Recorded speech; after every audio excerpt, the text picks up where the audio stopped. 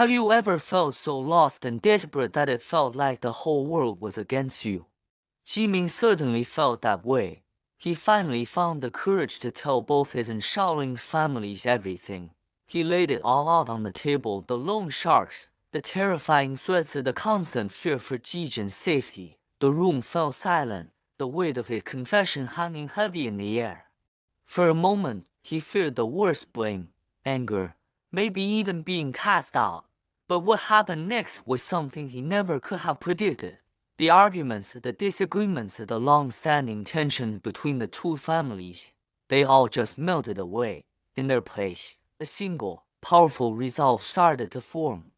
The first to speak was Xiaoling's father. This was the man who had always been so careful, so protective of his family's future.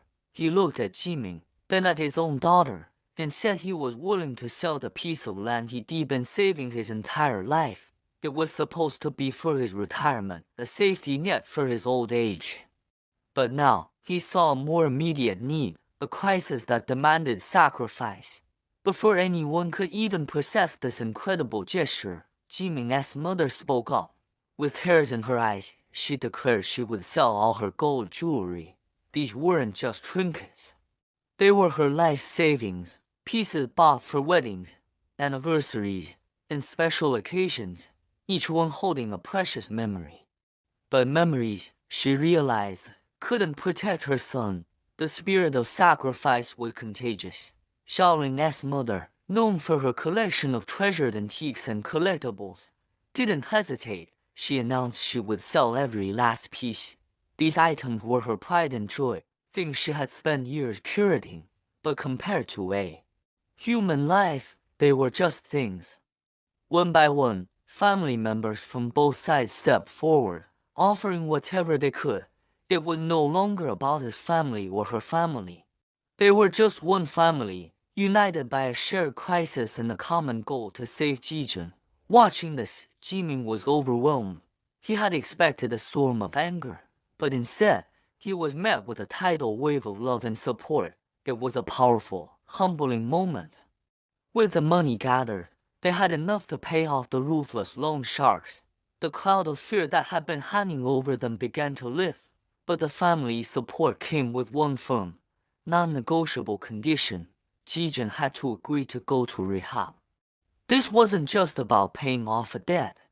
It was about saving his life, about giving him a real chance to break free from the addiction that had caused all this chaos. They needed him to fight for himself as hard as they were fighting for him. Jiejun, seeing the immense sacrifices made on his behalf, finally broke down. He looked at his family, at the faces filled with both pain and hope. Then he agreed. It was a promise, a pact sealed with tears and a desperate desire for a new beginning. With the plan in place, they contacted the police. Armed with the evidence of the loan shark's threats and illegal activities, the authorities moved swiftly.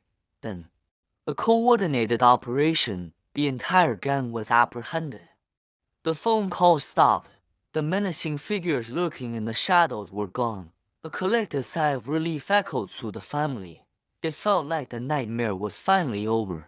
They had faced the storm and come out the other side, battered but together. They had won, or so they thought.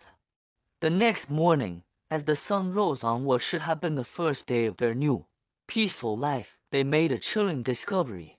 Jiejun was gone. His bed was empty. His phone was turned off. And there was no note, no message, no clue as to where he could be. The relief they had felt just hours before instantly turned into a new, terrifying wave of panic. They had saved him from the loan sharks, but had they lost him to something else entirely? The search for Jiejun was just beginning. Where could he have gone? Why would he disappear now, when they had finally cleared the path for his recovery? Was he scared? Did he run from the responsibility of rehab, or was there another, more sinister reason for his disappearance? The questions swirled, each one more frightening than the last.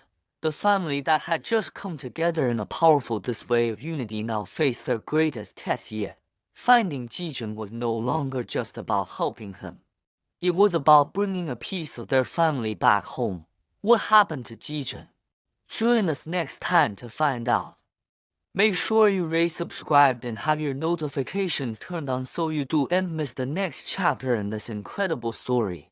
Thanks for watching.